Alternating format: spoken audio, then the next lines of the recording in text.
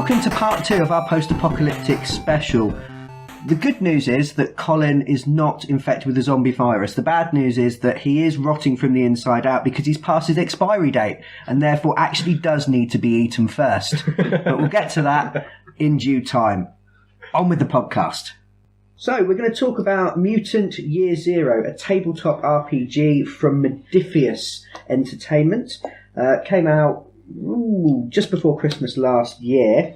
Mutant Year Zero was a big thing in Sweden in the 80s. Apparently I wasn't there, I have been told. Or wasn't it Mutant something else? Mutant Year Zero is kind of a reboot of the series? Sort of.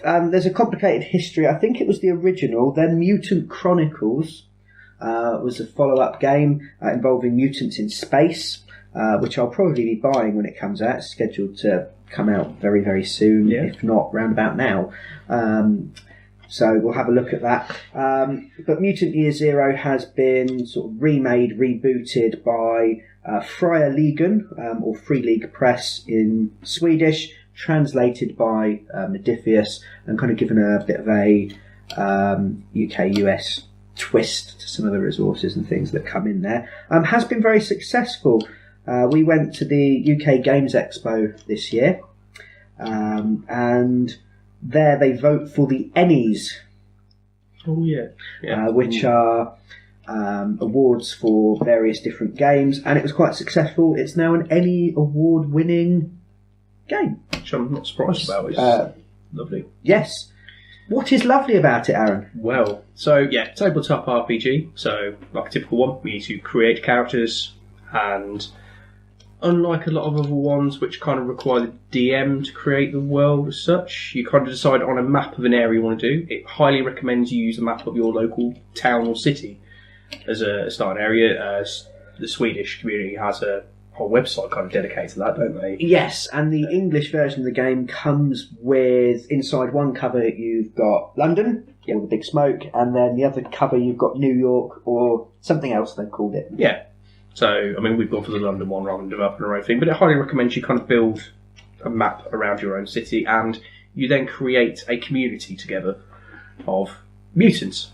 There seems to be some kind of post-apocalyptic scenario. It's not massively better described as such. You're not 100% sure quite what happened. There seems to be some form of nuclear/war thing has happened. Yes, as the DM for the group, I'm just going to occasionally say, I know, but I don't want to spoil it for these guys as two of my players, and B, I don't want to spoil it for anyone at home. Yeah. But yes, there is a backstory, quite a detailed backstory, in the bit of the book that is not for players to read. Yeah, so don't read it. Well, my best guess was some kind of nuclear war, because it's all very destroyed buildings, irradiated areas. Yes, or rotted areas. Rotted areas, as it's referred to. It's very almost Mad Max style of post-apocalyptic. It's gone in the setting department. But in a more urban kind of area. Yes. It encourages you in somewhere built up, so there's more things Yes, to do. more urban rather than Australia, which has two roads and a house.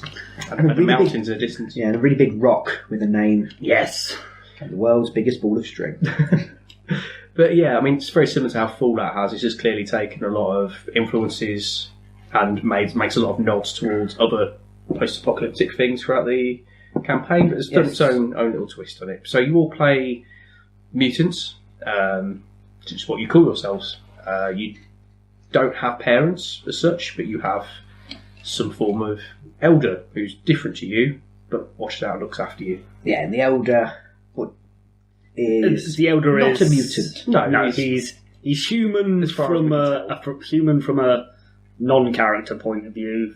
From a character point of view, he's just the elder. Yes, that's what the elder is. It's always been that way. And he's raised you since you were children. Yes. Aww. Yeah, it's really cute. So you've got a whole community of people of what I think our community was around 200. 197. 197. When it started. Good we... I don't think.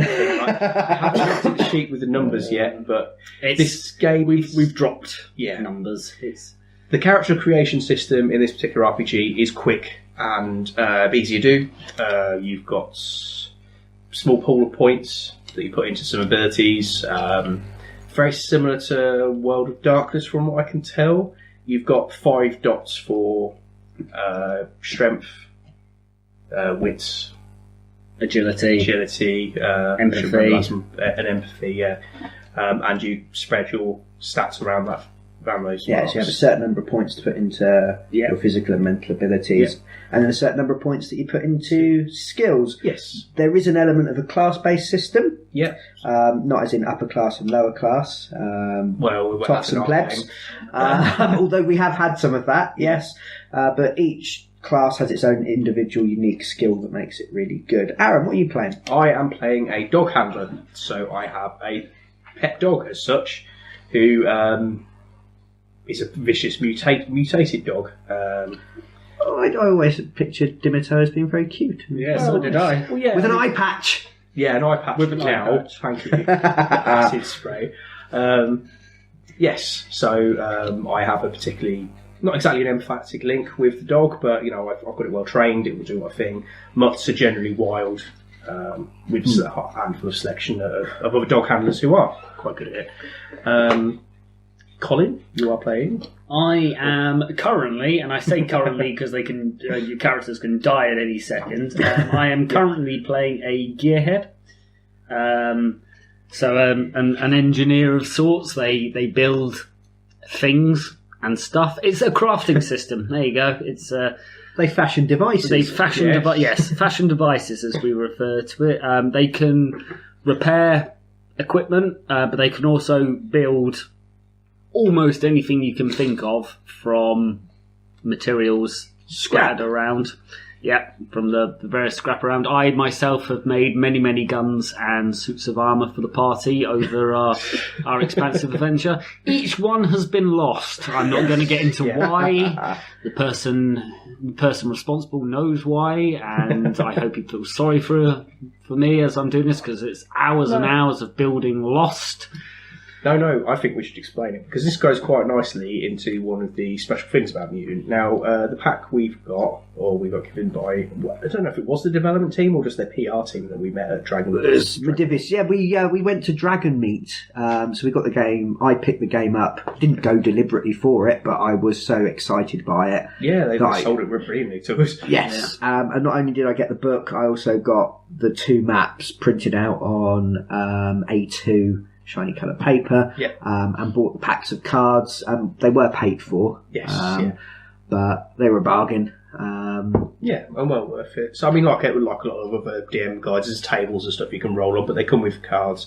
So each mutant has a minimum of 1 mutant power, or if you're willing to sacrifice a stat, 2 mutant powers. Yeah, so you set a point of one of your statistics you can lose and have 2 mutant powers. And every time you take damage in this game, you can take damage each of these stat points, which you can be healed quite quickly because you're mutants, but obviously it weakens you. Your stat points are also your health points in the system. But yeah, you get mutant powers. One of our group who was playing a slave, which is a special class in this one, who it sounds exactly what it is, however. Yes, yeah. I mean, I don't know, you could play it something different. I mean, we've played it fits with the theming and everything else. You've got slaves, you know, you'd have raiders and things like that in that kind of scenario. And one of his mutant abilities is to is magnetism, isn't it? He's basically Magneto. He's Magneto. He's what's the name of the 4-armed guy from Mortal Kombat? Goro? He's Goro meets Magneto. Yes. He's Gorito. Yeah. He's Morax. He is both of the above. Yeah. The reason he has 4 arms is that's his second mutant power. He has an additional set of working arms. Yes, yeah. But the reason that all of my equipment I keep building ends up being destroyed or lost is because every time... Okay, that's a slightly exaggerated. Not every really, time, but it feels like every time he attempts to use his magnetism power to pull the enemy guns away from them or fling crates at them. He ends up flinging all of our equipment, which is all made out of metal, at the enemy or into swamps or into a brick wall. And in one such occurrence being my character, who he ended up flinging through a concrete support structure. And then wearing metal armour. Because I was wearing metal armour, and then was immediately then pretty much impaled by the shipping container that then landed on my face. Yeah. Yes. That was genius. So, the reason this happened, anytime you need to do a skill, you roll some dice. Depending on how many dots you've got in a particular stat that fits with that and skill. So if you've got 3 dots in strength and 2 dots in brawling, and you want to punch someone in the face, you roll 3 dice of one colour for your strength, two dice of a different colour, and if you say you've got some brass knuckles on your fist, you'll add a third coloured dice in as a gear dice as well. Yes. 6s succeed. Yep. 1s are kind of catastrophic failures in a lot of sense. Yes. The ones... they only damage you. They're only really bad if you push the roll. Because you're mutants and you're special, you're different to other things. You can push the roll even if you succeed and you want extra successes to make things really, really good. Yeah. So you push the roll, and you get to roll anything that's not a 6 or a 1 again. Yes. But you can break your equipment if your equipment rolls a 1. Yeah. And you can damage yourself, so you can run so fast away from the enemy that you end up passing out from fatigue. Yes. When you get there. Which has happened. Yes. Or in your case, anytime you try and go swimming anywhere. Yes. I was just going to say, swimming seems to be our major party's nemesis there. Every time we try it, I think it was only waist-high water, and yet 3 of us nearly ended up drowning in it. Yes. Yeah, including the one who, statistic-wise, should have been amazing at swimming with his forearms, and then proceeded to just plumb it like a stone to the bottom of the lake. Yeah. Well, the waist-high water. Those people who have been listening will also have realised that your arc, and you get to choose where in the zone, as they call the ruined area, you place your arc. It's something that you do when you build your community at the beginning. Yeah. Will have remembered that the group chose to build theirs partly on a boat. Yes. On an island in the middle of the Thames.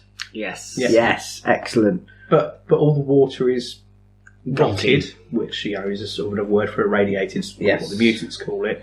So it makes sense that our group is very scared of water because you touch it and you get sick. Yes. This is something rot points that you will accumulate throughout the game as well. Something else that will punish you and kill you very quickly. Yeah. But when you roll those statistics, the ones, although they damage you, they also build up mutant points. Yes.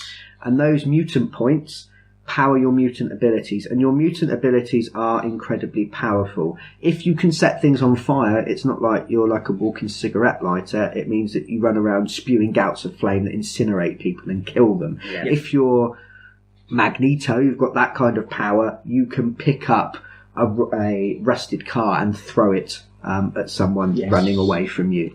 And there's a whole suite of these different powers. And you should never play the same combination because, again, you can build more as you go. Part of your experience is that you get more powers, don't you, Aaron? Yes, yes. Seem to have a little bit of a thing in this. Now, you use your mutant power. You roll the dice for how many points of the mutant power you decide to use. If you roll any 1s, the power goes ballistic. In our friend Rob's case, or Mr. Magneto Man, he rolled a 1, it exploded, and blew all our equipment and everything else around him miles and miles and miles away. And that's happened to him twice. Hence why I ended up in a concrete wall. For myself, it's happened 3 times now for my main character group, I think. I think so. Because I'm up to my maximum now, and I only had 1 for a start. Yeah, you have a maximum of 4 mutant powers. Because at that point, your statistics are too low for you to survive a gust of wind. But you have all the mutant powers to try and get you through. So I started off with something called Mind Terror, which allows you to basically telekinetically attack people. I decided to use it on a group in a container who were getting a bit rowdy. I thought, well, I'll scare them into submission and get them to do what you want to say. Made sense, so I made them think that I was some big growling dog animal, much like my mutant, my mutt. Your mutant mutt. My mutant mutt, yes. And then rolled a 1, and I kind of terrorised. I was supposed to be just terrorising one person, managed to terrorise the entire container and everybody surrounding it, including the other player, including the other players. Yeah, and then drew a new mutant power, which quite luckily turned me into a dog man. So I actually transformed while scaring everybody that I was transforming into something. Yeah, that worked out quite well. A bit weird. Yeah, that's happened to me several times during the course of the game. Yeah, so your character's mutations aren't stable. You will mutate again eventually. And what I really like is, yes, you mutate again, but you lose another statistic point. Yeah. Yes. So you get more powerful, but you also get weaker at the same time. And in that sense, it very much reminds me of Call of Cthulhu's insanity mechanic. Yes. Where the more you know, the more your character learns about the truth behind reality, the more powerful they become, the more able to work things out, the more able they are to decipher text and gain magic powers, but their maximum sanity drops, and eventually you become that typical H.P. Lovecraft protagonist, dribbling in the corner, locked up in the asylum, or swinging from a rope of your own creation. Yes. Yeah. So there are a lot of things in this game that will punish you in that sense. So as Brian said, every time you get stronger in one sense, you'll get weaker in another. And normal role-playing systems, although some people do playing like that, try to discourage the DM from TPKing or total party killing. In this, it's quite easy to happen. Yeah. As we stated, we went for a swim, nearly all drowned in tiny amounts of water because we just rolled terribly. Yes. But it's very easy to pick up a new character. You roll a bunch of dice, boom, done. We don't roll dice, you just pick some statistics, choose a new things, and you've got a new character in front of you. And you take on another person from your arc. Yes, and the idea is that you kind of know everyone. You've lived in the Ark all your life.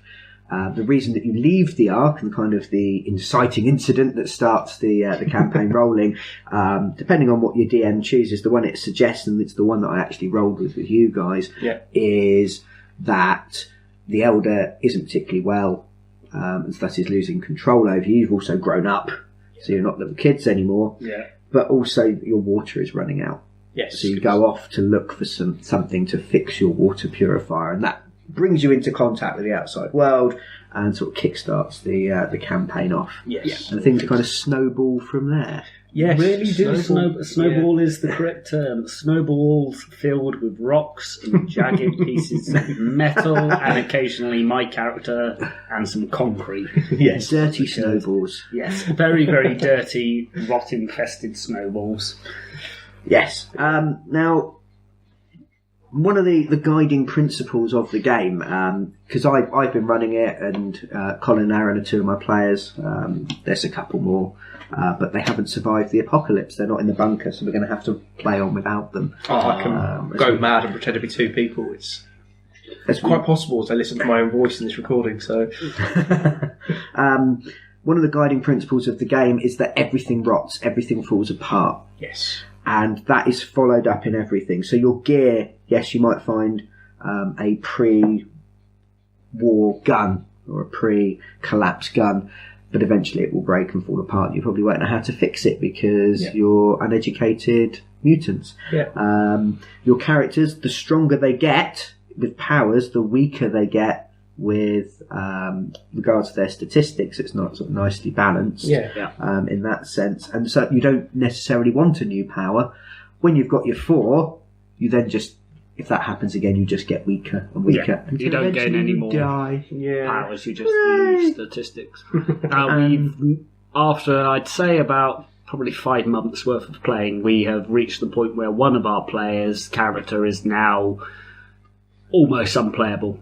Yeah. He's still playable, but he only needs to be hit once by a gun and he's unconscious. He only needs to fail to swim once and he's unconscious. His character is now so much of a liability, it's probably not worth him joining. He might as well have a new character. Yeah. Yeah, I mean, that makes it sound quite unfun.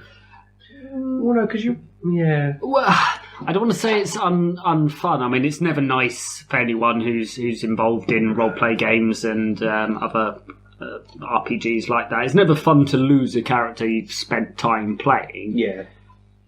But at the same time, you don't expect your characters to survive this because the world is so brutal. Yeah. Because going out and swimming can easily kill you unless you have backup there to save you. You've spent lots and lots of points on it. Yeah. At which point you'll be fine. Yeah. But generally, you're not going to be good at everything. Yeah, I mean, the way with our companion who has pretty much nerfed his own character, he's used a lot of mutant points, which has caused that. Now, my character has 2 mutant powers. I started with 2 mutant powers. I haven't gained any more mutant powers because I only use my mutant power sparingly. Yeah. Only in the most dire of situations. For my mutant power actually is I can move with lightning speed essentially. I'm Quicksilver. I can fire a gun multiple times. Most guns only have a single shot capacity, but I, at one stage, had an assault rifle. Rapid firing, and in less than 3 seconds, I'd gunned down 3 people. And I've done that on a couple of occasions, but I don't do it all the time because I know it will end up killing me. Yeah, so I've watched it happen. Yeah. So it's about balancing your character. Yes, you can run in and spew fire all over everybody, and that's fine, but it's not going to work permanently. So there's a bit of management to your character, really, which is what I really like about it. It's not just we're the heroes, let's go into this dungeon and beat everything to death. We could go into this dungeon, but are we actually prepared? Yes. Because we're not heroes. You feel like everyday people of a community. Yes. It's one of the most realistic... I know you're playing mutants, but it feels like a realistic experience in a post-apocalyptic. And it encourages you to, when you're in the Ark anyway, because we've been away from that for a while, to play members, or as we've seen to have done, sort of factions of the community. When there's a arc-wide decision to be made, sort of once a game, you'll get together and kind of make a decision as a group, but talk as if you're multiple members. So you'll be role-playing a group of people rather than just one person. So you get used to that kind of thinking. Instead of being this singular hero, like you were saying, like you do most, I'll go destroy a dungeon on my own kind of thing. Yeah. You think more community-based. Like, well, if I die, I can't provide this for the rest of the community. They need that, so I better go back. Yeah. Yes, so you've all played multiple characters now, haven't you? Both of you. I've played 2. I've still got my original, but I've played a couple of different ones as he's... You played... yeah, but you're still part of your own community. Yeah. You're still working towards the goals of the community. It's not like you have to bring in a new wizard because the wizard died. Yes. You've got people... the game itself, actually, again, something I love about this, it encourages you to sit down with the players as a DM and get them to help you build the community, build the arc. You guys provided me with the names and backstory of the bosses who run the arc on behalf of the Elder. I didn't have to make that up. Yeah. We shared that amongst you, talked about it, and then they become very important NPCs as you've played through the game, or very important dead people in some of their cases. In many cases. But that's been such a nice system that we've actually considered transferring it to other games. Yes. Just to kind of understand the world we're living in now. It's our world. Yeah, and I'm being a person who's quite new to tabletop role playing. I mean, I've only really been doing it for a year and a half now. I only really started with you guys properly. I must mess about when I was a kid, but not properly.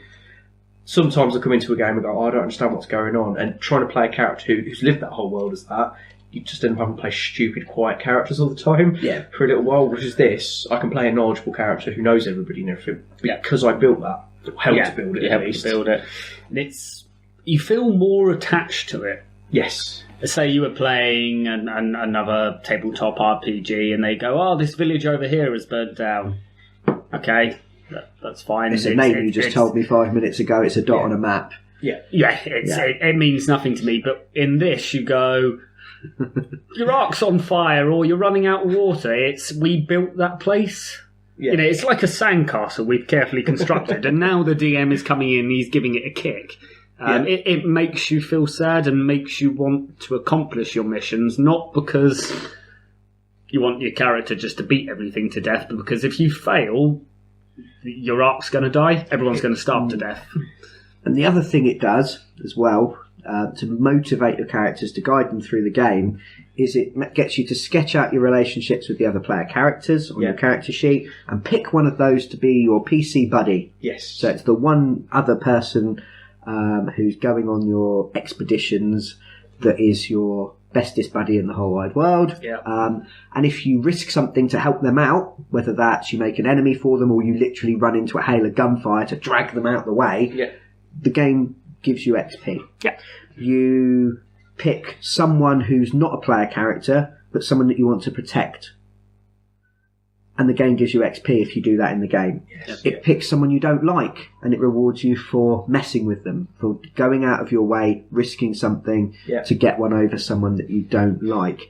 And it also gives you, what is your character's goal? What gets them up in the morning? And that might be to find out where the Elder come from. It might be to rebuild the cinema that you had as a child before the power ran out, as one of our characters had. It can be as idiosyncratic as you like, they can be as different as you like, but they guide your character and they are rewarded in game. And again, it's so good because you can look down at that little box and you know what your character is about, you know what you should be doing, you know what's motivating you at any given moment, and you know you'll be rewarded for doing it with tangible benefits, experience points that you can spend to buy stuff. Yeah. I think that's brilliant. Yeah. Because it's so story driven in that respect, you end up in situations which are really bad for your character and will probably get you killed, but you do them because you've got so into the story. For example, we were having a fight on a wall. My character was It's such a vivid scene. I did, yeah. Well, I don't want to give too much away because it's all part of the mechanics we'll be talking about shortly. But we were having a fight. The wall was about to crumble, explode, come flying down.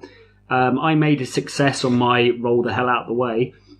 Instead of saving my character's life, I grabbed my PC buddy, played by Aaron, and threw him off the wall, keeping him alive. Now, that could have killed me, but I didn't hesitate at all doing it because he's my PC buddy and I've been trying to keep him alive all game, and that's really nice story-wise, where in another RPG I might have gone, oh well, keep my character alive. Roll your reflex save. Roll your reflex save. Oh well, you Nothing didn't wrong make with it. reflex saves, but... No, I wouldn't throw myself in front of the character as much as I would with Mutant, because you start off doing it because you get extra XP and rewards, and then you end up kind of getting used to doing that all the time and do it without thinking. I mean, you can be playing an anti-hero type character in the whole game who there is one particular one who they'll sacrifice everything for because they've got a tangible story connection to them, and that becomes really important to you as a role player, which is nice. And what I like, you sit down at the end of the game and you go around and say, did you sacrifice anything for your PC buddy? Did you do anything for your you goal? get really disappointed when you don't. It's like you ask that, and then it's like, I haven't done anything. Do you feel like you've let me down? I'm going to pet my pretend dog. It's more I felt I've left my PC buddy down. I didn't do anything for him. Oh God, I'm a terrible friend. Poor guy. He helped me and he got a point for helping me, but I didn't help him back. I'm useless. But if it turns out that your PC buddy has done something horrible to your character in that thing, at the end of each game you can change. So you're not locked into a decision that you made a year ago when the campaign started. No. These things, like goals in real life, allegiances in real life, they flow, they change, and they guide you. They could become part of your character's progression as well, and part of their own individual story, which I really like. Yeah. Yes. It gives the sense of a real flowing world. Yeah. I mean, playing Fallout 3, we all love Fallout 3. We've already said how much we love Fallout 3. But you don't get the same kind of experience with characters, with decisions involving you. I blew up Megaton in Fallout 3. I'm sure you've all played it. You know what happens when you blow up Megaton. I blew up Megaton. Massively old spoilers, get over it. Yeah. Didn't give a damn, didn't give me any sort of consequences. I wanted the money because that's what my character needed. If I'd done that in Mutant, if someone came up and went, blow your arc up and I'll give you lots of money, set your character up, I wouldn't be able to do it because it's my home. I built that place. And that's the thing about a tabletop RPG, isn't it? That it's the ultimate sandbox. Yeah. And I think RPG games, they're giving you lots of stuff to do. They're trying to give you consequences to your actions, but nothing can beat a human being sat there at the other end of the table, messing with you, taking into account what you've done, ensuring that there are consequences. There's none of that moment where you're sat looking at the screen going, well, I don't want to press any of those buttons because that's not what I want to do. Yeah. That's not the dialogue option I'd choose. You can do anything in a tabletop game. You've got the freedom at any point to do anything that you like. Yeah. And you've got a human being there to bounce off. You've got the whole processing power of the human brain behind the system, if you like, to keep it going. But at the same time, me as a DM, Mutant does so much of the heavy lifting. It shares the burden of world creation with your players. It shares the creation of NPCs with your players. It motivates them itself. It's built in because who doesn't want XP to make their character better? Yeah. Therefore, players deliberately play up to their motivations. Again, making it really easy to motivate the characters. And if I can't be bothered to prepare something ahead of time, which I have quite a busy day job, so quite often I don't get the time. Cheers, Colin. He just writes for this podcast. I'm sitting opposite two students. To be honest, and they're having a go at me about my workload. I might cry. Yeah, me and Aaron are two doing most of the working work, students, so that, Well, actually, no, we're going to have all the time in the world because down here in the bunker, we're just sure, able to don't roleplay. exist anymore. Yeah, There is. That's It's cool. gone. It's all gone. A world without work. Oh, bliss. I really like it. But then I'd have to do this as a job, and that'll be work. And then, oh no. Well, what's the point? No one can hear it. Well, I get to listen to it. You can't While because the I'm on my other post. EMP blast is going to take out the laptop. No, that's why I built this shed out of wood, protected from the EMP. Painted white, it's fine. Yeah, otherwise it would stop working. Oh yeah, we painted it white inside here as well. Oh, actually, I can't see what's going on. I can't read my notes. But each week or each gaming session, if you're lucky enough to be able to play more than once a week, damn you people. I'm very, very jealous. I remember when I used to be able to do that. But each time you play, you can, if you like, roll a dice or draw a card from the set of cards, and it gives you a threat to the arc. And you can just spin your tail off of that. Not the easiest thing to do if you're a beginner and you've not run a game before. And there are pre-written bits in the book to get you going, and there are some suggestions and ideas and some source books that have come out. But I've been running tabletop role-playing games for 12 years now, so it gives me an idea and we just run with it. And I don't really have to prepare in advance, and it's great. It's absolutely brilliant. I've never DM'd a game, obviously again being quite fresh to it. I've been speaking about Mutant to a couple of friends who want to get into role-playing. Oh, cool. And the system seems so smooth and it is easy to pick up and flow with. I thought I could try DMing this. If it wasn't for the fact it didn't spoil the story for me necessarily. Yeah. My brain went, okay, I'd have to make things up on the spot, but I have to do that as a player anyway. And this game kind of gives me some materials to do that a bit easier with. I think I'd have less trouble with that and try to pre-plan an entire campaign that they then go off on a tangent and rather than enjoy the war, walk off and go do something else instead. Because players are arseholes. Yes, we all are. Yeah, that's the other thing, is that I found that you can craft a wonderful story, but when it meets players who've got their own ideas and their own way of looking at things, it'll go off the rails. If you don't have any rails to start with, you've just got a giant sandbox to play in. Yeah. They want to ignore the threat to the arc. That's great. Go off and do something else. Roll up some random zone sectors for them to play around in, roll up some random enemies, and then when they come back, all their friends have been eaten by the threat that they ignored. Why not? Just go with it. Give them the consequences to their actions. If they come into contact with another settlement and they want to murder everyone, that's fine. But when they are preemptively attacked by the settlement over the hill because they've seen what's happened, that's a consequence of their action. So yeah, you can run with things. You don't have to, you're not going, but they were the good guys and they burnt the village down. Because, in the post-apocalypse, there aren't really any good guys. It's just people. People, shades of grey. Trying to survive. And one of the things I really like, we mentioned that you've got your 4 statistics. You've got your strength, your agility, your wits, and your empathy. each one of those can break you. So in a traditional game, when you get to 0 hit points, you die or pass out. If you do that with your strength, yes, you die. You start to die, you pass out, you suffer a critical wound.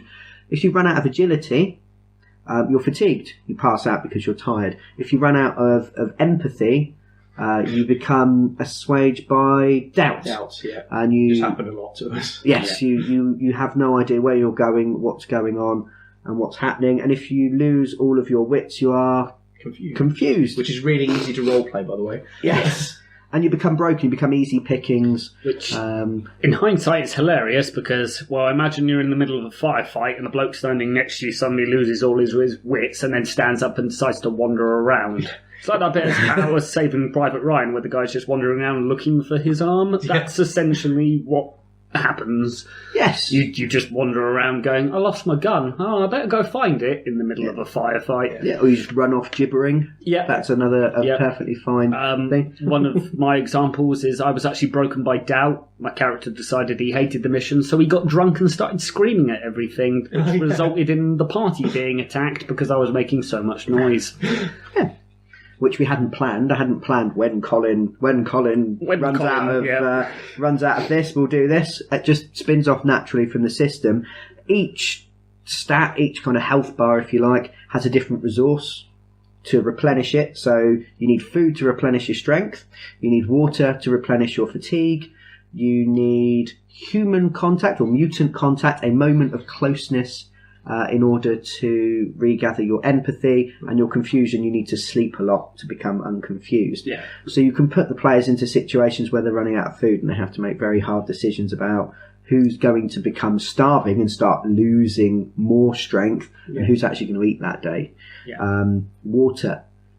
You need to find water, you need to purify it, you need to look after it. All of this kind of post-apocalyptic survival thing is built directly into the game, and you guys have done some very horrible things to people in the name of gathering resources. Oh, extremely horrible. You've had some terrible things happen to you. Yeah.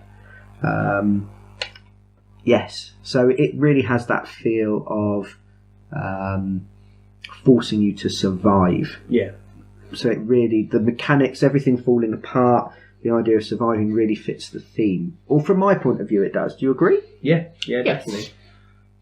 I mean, anything you build has to be built from materials you find lying around. Admittedly, that's a mechanic you've kind of not jimmied in, or that fits with the theme. No, it says that in the book. So it says if the players want to build something and make the roll, that's fine, but they need to tell you what they're going to use to do it. That's brilliant. It does say that in the book. I'm going to build a gun. Well, what's around you? Some soil. Well, you can't.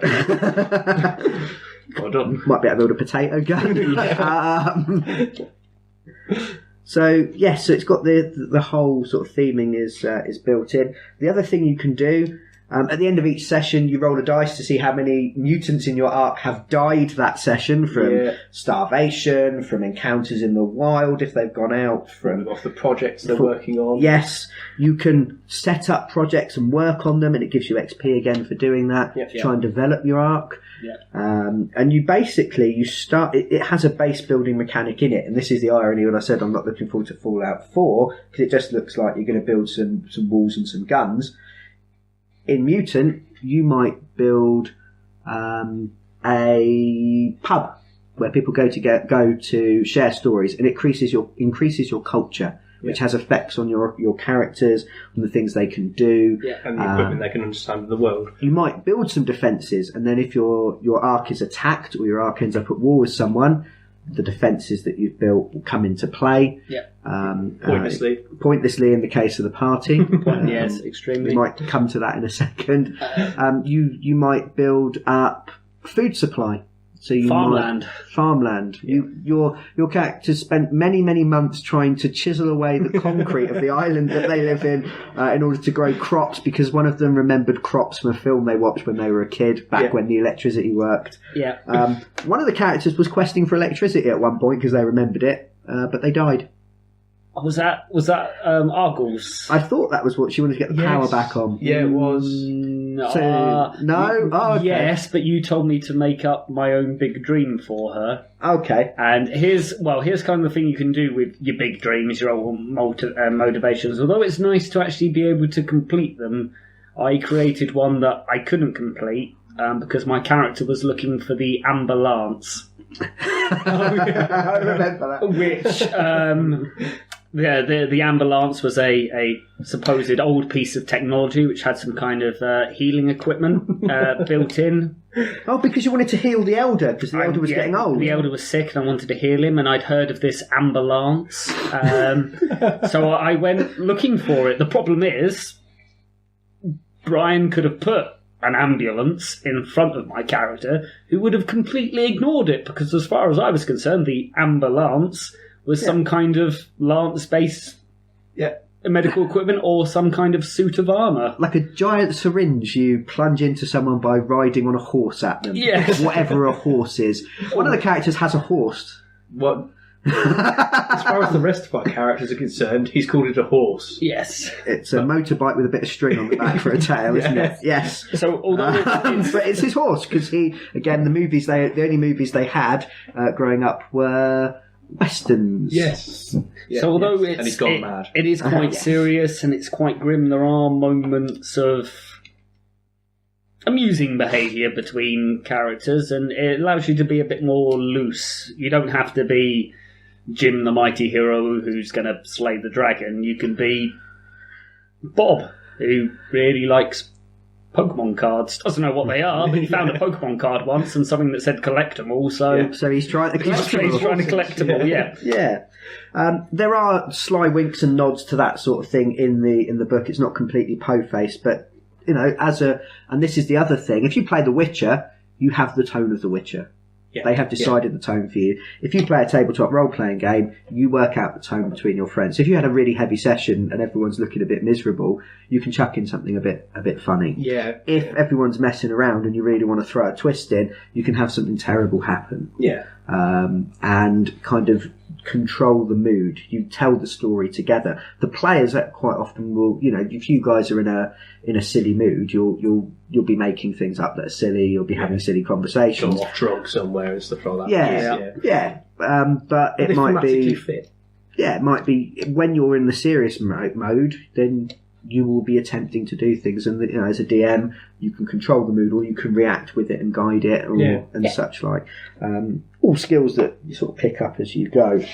The other thing you can do very quickly with the base building is you can again build your base in any way you like. If you want to build the People's Socialist Utopia of the Ark, you can.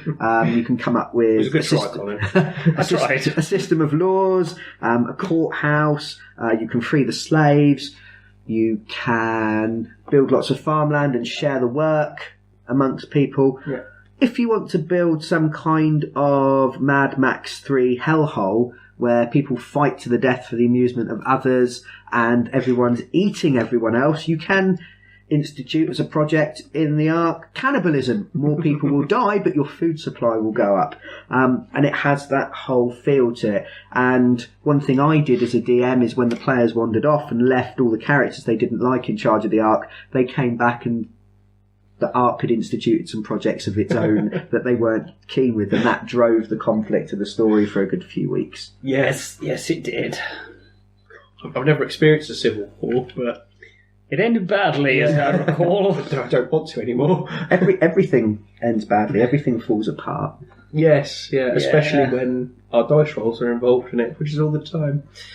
Yes, that's the other thing as well that's quite good, is that you have to live by the dice rolls. There's no reloading. There's no going back to a save game because you rolled Geralt off the top of a fort that's built on a hill, which is something I've actually done.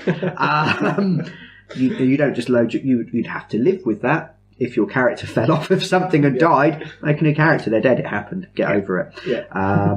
But if your character tries to accomplish something and fails, they have to live with that failure. They have to deal with it. Their goals might change. They might be more determined to do it. They might be racked with guilt. because of all the lives they cost in their foolhardy expedition into the wastes to save their friends. Yeah. But again, it makes those bits more entertaining. I mean, you lost your very first character to something I won't mention because I don't want to spoil it for people who do come across it. Yeah. But there was something horrible that killed his character. We went back to that area later on in the game, and I become PC buddies again. Well, I was PC buddies with somebody else before, but PC buddies with your character more because we kind of connected on the journey. New character. The new character. And when that possibility was faced again, my character was then doing stupid but heroic actions to try. No, I don't want to deal with this anymore. So I was taking huge risks, but those huge risks really felt like they meant something in this game. It wasn't a matter of I can roll a dice, and then if the DM's feeling nice, he can lower the score a little bit. So you make a heroic leap across a chasm, and the DM decides it's going to be a 17 on a D20, and you roll 16, so secretly he knocks it down to a 15, so you pass. In this, it's like, I rolled all sixes, I made it, rather than rolling all ones and dying horribly, which is a distinct possibility that can't be undone. Yeah, I mean, there is that thing of the DM massaging the game. Colin, you run games as well before. Yeah. You know that sometimes in your mind you're saying it's a D20 system, they roll their D20, they add their modifiers, and in your mind they need a 20 to survive and they get a 19, but you realise that 19 is going to kill them. Yeah. So you go, no. Yeah. You have them hanging off that ledge by their fingertips. Yeah. I've had an occurrence where in another game one of my NPCs rolled a 20-20-20. Which we always play if the players roll. Kills you instantly. So by our own rules, I should have instantly killed that player. Bear in mind, it was only a low-level trooper who I just happened to run up and go 20-20-20. Is it a stereotypical guard leaning on a spear, looking sad about his life? It was essentially a level 1 commoner with a stick. So instead I did max damage, which he only had a short sword, so it did like 18 points of damage. So it was so I didn't do anything near what I should have done, but you don't want to kill the players needlessly and in non-heroic fashion, whereas in this game, because the DM isn't rolling... Well, the DM is rolling dice, but because the dice is more up to the characters, because they need 6s to succeed, it's not your fault if they die. It's obvious when the characters have failed. They pick their dice up, make their pool, they roll the dice. If that comes out all up as failures... As a player, you then go, I failed. You expect that to happen. So if you miraculously survive, you might even feel a bit cheated. I don't know. You certainly expect something horrible to happen when you fail. Yeah, definitely. So your failure is there in front of you. It's not down to the DM sort of massaging things behind the scenes. I can still do that. I can take some hit points off of enemies, for instance, if I don't want to murder you in a chance encounter or things like that. Yeah, but generally, actually, if the players... some of the best fun I've had is just watching you guys try to swim across the river and nearly dying horribly. But you were laughing. Twice. Yes. Because it was funny that you couldn't roll anything but once. It's hilarious. The thing with it, we're not playing Lord of the Rings. We're not the Fellowship going on an epic quest to save Middle Earth from Sauron and his legion of nutjobs. Yeah. We're average Joes just looking for some food, and if one of us happens not to be looking where he's going, falls down into a sewer and cracks his skull open at the bottom, well, tragic. But it happens. But that's how the game works, and it's quite almost funny at the same time. Yeah. Because, let's face it, we all like laughing at videos where someone's fallen down a pothole.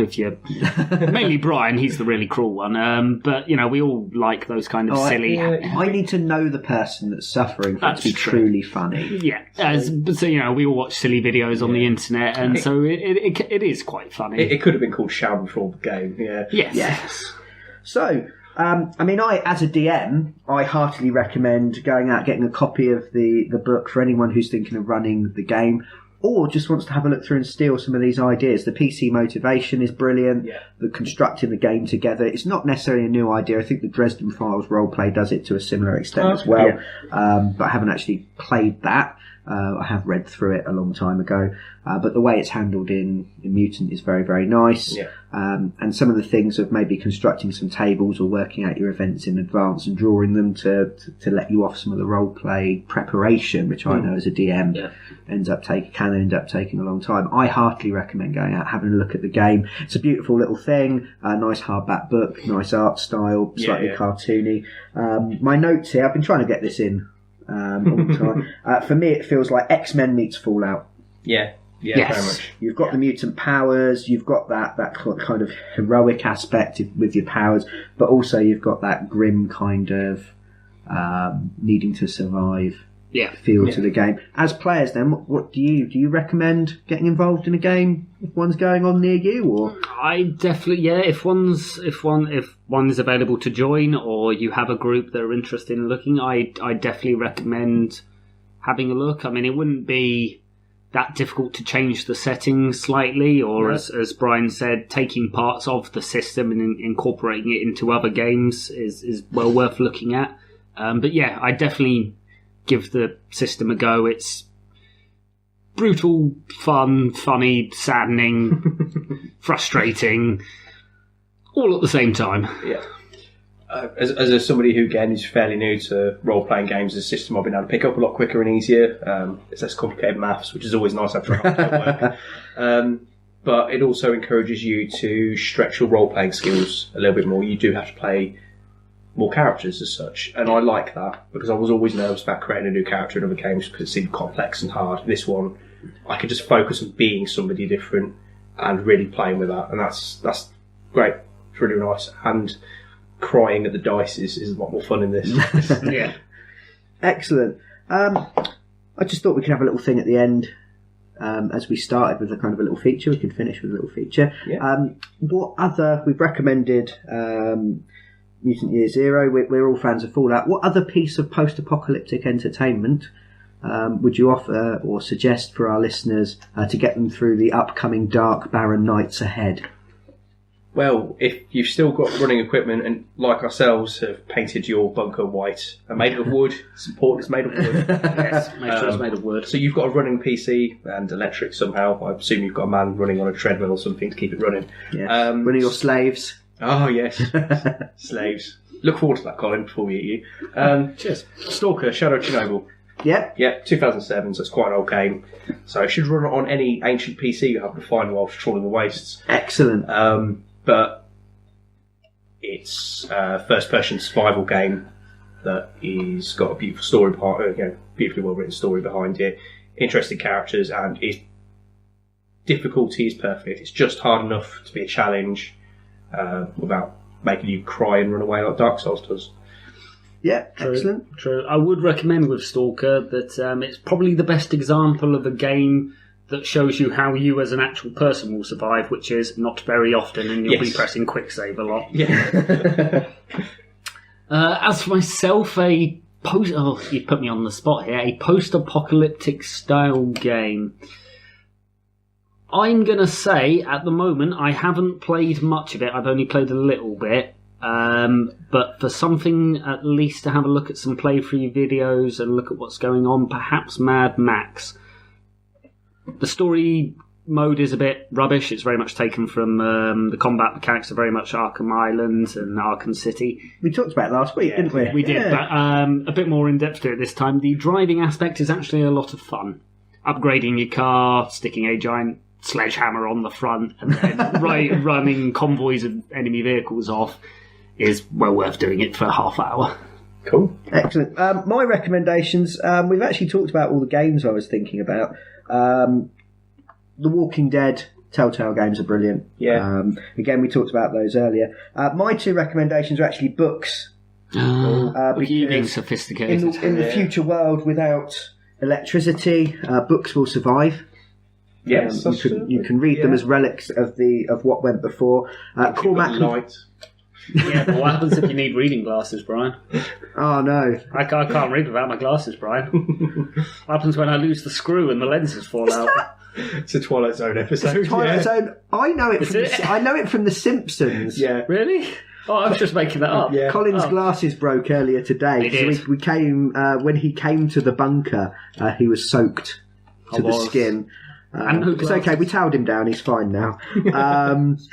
But yes, there's that Twilight Zone. I know it from The Simpsons. I think Yes. where they do the Mickey take, where the guy goes to the library. It's the brain cells, but it's Yes. Yeah, I can read forever. I don't need people. And as he bends down to get a book, his glasses fall off the break. Yes, I do remember that now. Yeah. Yeah, very, very, very silly, but quite funny. Cormac McCarthy's The Road. No. Seminal work of fiction, but please book the next week off work so you can curl up in a corner and cry. It's the most heartbreaking, brutal novel I think I've ever read, actually. If you have children, it will hit you twice as hard. I don't have children, and now I don't want them just in case. Yeah, a little bit. You're recommending something that's going to make these listeners in the post-apocalypse kill themselves. Well, that means more resources for us. Clever. Yeah, now they All right. know. You've ruined the plan. You've forced me to explain myself. And highly recommend that. Very, very, very good book. Film out there, also quite good, but not as good as the book. Because it never is. And it's got Aragorn in. There you go. Yeah, go watch the film. Never. Or Viggo Mortensen. Yeah, we call it that. His muggle name. He's only. I know he's been in a couple of movies, but he's always Aragorn to everybody. And my other suggestion, I just finished reading. I absolutely loved. I lay in the bath for 3 hours, constantly topping it up so that I could finish reading. I just couldn't put it down. You're not going to be able to waste water like that now. No, the luxuries. Will you still hose me down once a week? Not with what you're expecting, but yes. M.R. Carey's The Girl with All the Gifts, about a little girl who lives in a bunker underground, and they bring her out in a wheelchair, muzzled like Hannibal Lecter, even though she is just a little girl. And you realise quite early on that something very sinister is going on. There's been an apocalypse, and the girl is very much linked. The character of the girl herself is one of the most brilliant creations I've read in fiction in recent years. I absolutely loved it. It's funny in places. Again, it's quite heartbreaking, but very much worth a read. They're also currently filming a film version, not under the same name. Can't remember off the top of my head, but we might. There's a very short trailer we'll pop a link to, but heartily recommend reading that. That is very, very good, and will ensure that the apocalyptic nights pass by in a flash. Brilliant. I might murder you for it. So, cool. I would like to point out that recommendation for things to do while the apocalypse is passing us is we have a semi-fun driving game where you get to destroy trucks off the road. That's Mad Max. You've got a Stalker, which is a fun run around gathering resources, shooting people in the face and quick saving and quick loading a lot. Teaching you how and to then survive. Brian's idea are 2 books that will make you want to kill yourself and your children. There you go. I'm actually the betrayer of the podcast. Yes, I'm he trying is. to ruin our We've figured audience it out. by making people never want to tune in again. I love books like that. I do, but Yes. it's got to be the right setting for it. I mean, I I want to be at home in the warmth with a packet of crisps and some Doritos. I get Chris and some Doritos. Yes, that's wow. how posh I am. I separate them. You don't consider Separate them. Doritos as crisps. No. What are Doritos then? Small pizzas. Small triangular pizzas. Other snack foods are available.